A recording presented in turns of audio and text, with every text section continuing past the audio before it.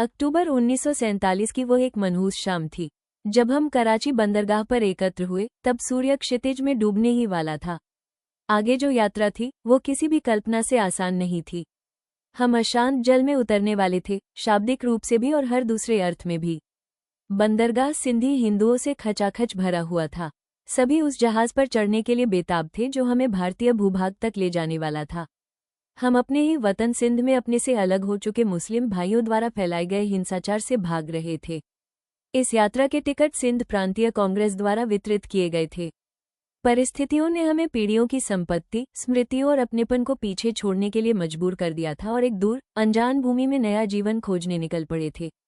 अपने वतन को छोड़ने का अनुभव ऐसा नहीं था जिसे कोई कभी भूल सके। वे भयावह क्षण आज भी मेरी स्मृति में अंकित हैं। समय भी उन दिनों के अंधकार को हम सिंधियों के जीवन से मिटा नहीं पाया है। हमारे प्रस्थान से पहले हुए दंगों ने हमें भीतर तक तोड़ दिया था और निराशा से भर दिया था। मेरे अनेक भाई उस सांप्रदायिक हिंसा में व्यर्थ ही अपनी जान गंवा बैठे। हमारे पास मुड़कर देखने के लिए कोई नहीं था। असहाय और त्यागे हुए हमारे सामने अपने घरों को छोड़कर कहीं और शरण लेने के अलावा कोई विकल्प नहीं था। विभाजन ने हमसे केवल जमीन नहीं छीनी, उसने हमें एक प्राचीन सभ्यता से काट दिया। स्वतंत्रता तो मिली, लेकिन उसकी कीमत बहुत भारी थी। जीवन ने हमारे साथ एक क्रूर खेल खेला।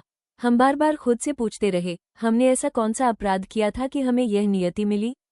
हमें अपनी ही धरती से क्यों निकाला गया? जहाज पर चढ़ने से पहले ही हमारा अपमान शुरू हो गया था। सुरक्षाकर्मियों ने हमारा सामान खाली करवाया, हमें परेशान किया और जो भी उन्हें अच्छा लगा जब्त कर लिया। हमें पैसे रखने की अनुमति नहीं थी। हमारे पास जो थोड़ी बहुत कीमती वस्तुएं बची थी वे भी छीन ली गईं। जहाज पर चढ़ते समय तक हम अपनी गरिमा से वंचित किए जा चुके थे। भारत की ओर की यात्रा अंतहीन प्रतीत होती थी। हम घंटों नहीं, सेकंड गिन रहे थे। जहाज अपने यात्रियों के दुख के बोझ से दबा हुआ था। महिलाएं चुपचाप रो रही थीं। पुरुष तारों की ओर शून्य दृष्टि से देखते थे। बच्चे भूखे पेट सोने की कोशिश करते और उनकी आंखों से आंसू बहते रहते। हर ओर एक अजीब सी खामोशी छाई हुई थी। किसी को नहीं पता था कि भविष्य क्या लेकर आएगा। लंबे समय की अनिश्चितता के बाद अंततः जहाज भारतीय जलसीमा में प्रवेश कर गया। उन दिनों सिंध बॉम्बे प्रेसिडेंसी का हिस्सा था, इसलिए हमारा बॉम्बे पहुंचना स्वाभाविक था। हम बंदरगाह पर उतरे और तुरंत ट्रकों में भरकर पवई में बनाए गए शरणार्थी शिविरों में ले जाए गए।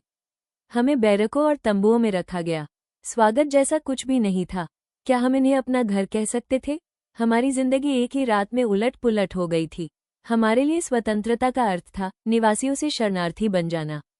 गुजरातियों के पास गुजरात है, महाराष्ट्रियनों के पास महाराष्ट्र है, लेकिन हम सिंधियों का अपना कोई राज्य नहीं है।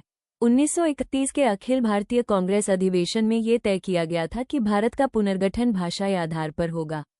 फिर भी भारत की सबसे प्राचीन भाषाओं में से एक, सिंधी, स्वतंत्र भारत में अपने किसी भूभाग से वंचित रह गई। वह अभाव आज भी हमारी पहचान को परिभाषित करता है।